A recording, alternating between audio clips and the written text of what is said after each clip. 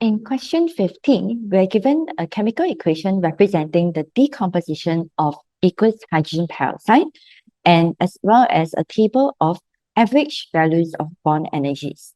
So using the information that is provided, what will be the predicted overall energy change, which is actually the enthalpy change of this reaction.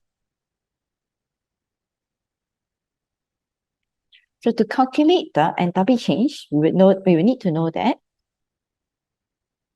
enthalpy change is equal to the energy that is absorbed for bond breaking minus the energy that is absorbed for bond forming.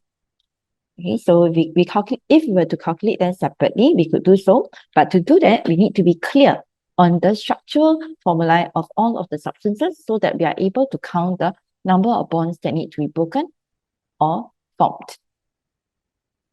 So H2O2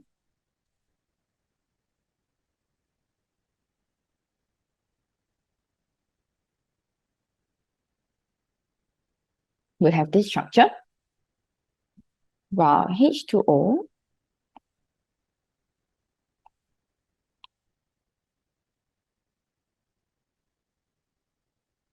and O2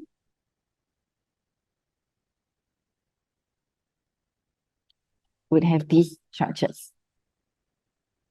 Hence, okay, for the energy that is needed to be absorbed for bond breaking of the reactants, this will be the sum of the bond energies of the reactants.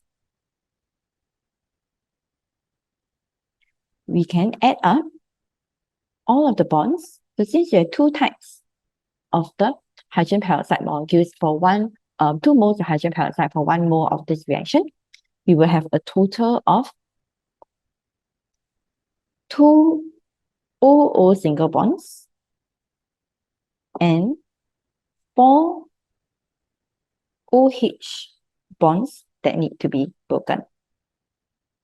And if we substitute in those values,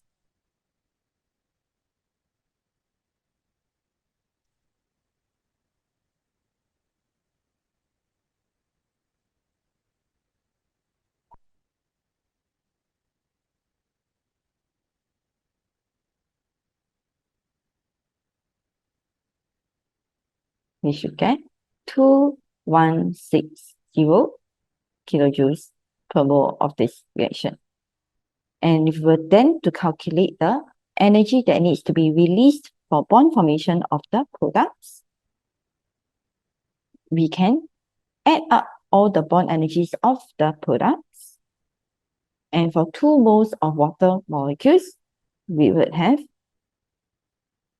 4 moles of OH bonds. And we have 1 mole of oxygen molecule being formed. So we have 1 OO double bond. So again, we can substitute in these values.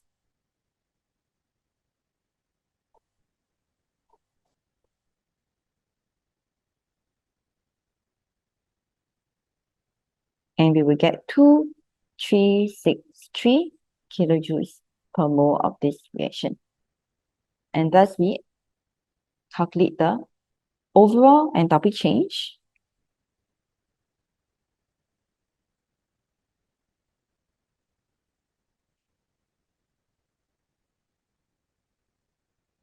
And this will give us a negative value, so negative 203 kilojoules per mole.